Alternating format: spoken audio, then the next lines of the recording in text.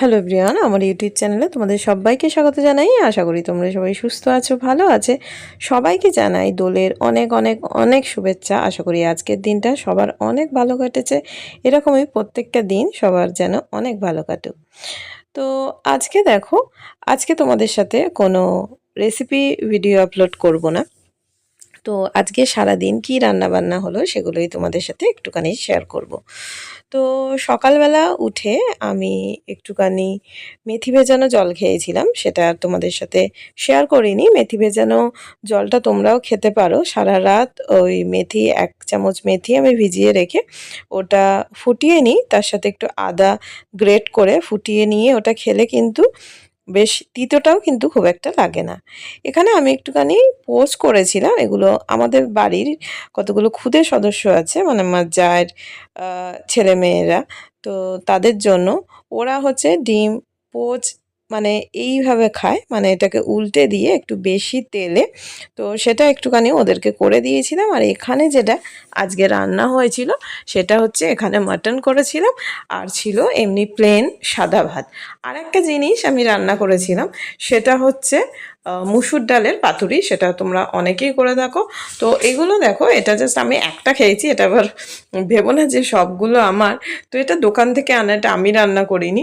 দেখো তরকারিটা কীরকম, মানে একটা পাতলা টাইপের, কিন্তু যতই যেমন হোক দোকানের দেখবে জিনিস যেন একটা আলাদাই টেস্ট থাকে। দেখতে এরকম পাতলা ঝোল হলেও খেতে কিন্তু দারুণ টেস্টি ছিল। আর আমরা যত কষ্ট করি বাড়িতে বানাই, দোকানের মতো কিন্তু হয় না। তো যাই হোক, এখানে বানিয়ে নিয়েছিলাম একটুখানি কফি। আমার একটু কফিটা বেশ কড়া হলে ভাল লাগে। তো আর এখানে যেটা বলছিলাম যে একটুখানি মসুর ডালের পাতুরি আমি বানিয়ে নিয়েছিলাম। যেহেতু এটা কোনো রেসিপির ভিডিও আপলোড করছি না, সেই জন্য তোমাদের সাথে যে এমনি দেখাচ্ছি ভিডিওটা আমি শর্টে, তো পুরোটা শেয়ার করছি না।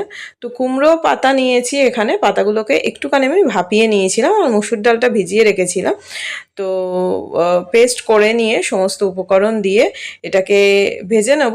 তো গরম ভাতের সাথে কিন্তু দারুণ লাগে। তো ওই জন্য মটনটা আর ভাতটা আগে করে নিয়েছিলাম। ভাবলাম যে এটা বেশ একটুখানি গরম গরম পরে করব, তো সেই জন্য এটা পরে করেছি। এমনি আমার এই যে কুমড়ো পাতা দিয়ে মুসুর ডালের পাতুরি কি রেসিপিটা কিন্তু আমার চ্যানেলে আপলোড করা আছে। যদি কেউ দেখতে চাও চ্যানেলে গিয়ে কিন্তু তোমরা দেখতে পারো, কেন এই রেসিপিটা আমি তোমাদের সাথে শেয়ার করেছিলাম। তো দারুণ হয় কিন্তু, এটা খেতে কিন্তু অসাধারণ লাগে। তো যাই হোক, তোমরা কেউ যদি না এটা করে থাকো অবশ্যই ট্রাই করতে পারো। আর আজকে সবার দোল কীরকম কাটলো, সবাই কীরকম আনন্দ করলে, তো কমেন্ট বক্সে অবশ্যই জানিও যে সবার কীরকম কাটলো। তো সারাদিন আমাদের বেশিরভাগ যারা আমরা এমনি বাড়িতে এই রান্নাবান্না নিয়ে থাকি, এইসব করতে করতেই সারাদিন থেকে যায়। আজকে আমার পড়ানো ছুটি ছিল, তো কালকে থেকে আবার পড়ানো স্টার্ট। তো সেই জন্য আজকে এই রং খেলা, বাড়ির সব রান্না বান্না এইসব নিয়েই ব্যস্ত ছিলাম। তো সেই জন্য ভিডিওটা আপলোড করতেও তোমাদের সাথে লেট হয়ে গেল। প্রথমে ভেবেছিলাম যে একটা এমনি শর্ট আপলোড করে দেবো, তারপর ভাবলাম যেটুকু ভিডিও করেছি সেটাই তোমাদের সাথে শেয়ার করি। তো সেই জন্য আজকে আর কোনো রেসিপি, কেননা এমনি মটন করেছিলাম সেটার কি রেসিপি তোমাদের সাথে আপলোড করব। তো সেই জন্যই এই একটা সব মিলিয়েই একটা ভিডিও তোমাদের সাথে শেয়ার করছি। আশা করি সবার আজকের দিনটা অনেক অনেক অনেক ভালো কেটেছে। আজকে আবার গ্রহণ ছিল, তোমরা অনেকেই কম বেশি জানো। তো সেই জন্য সবার অনেক ভালো কাটুক। আর ভিডিওটা যদি তোমাদের ভালো লেগে থাকে অবশ্যই জানিও যে কীরকম লাগলো। আর সব শেষে ছিল দই।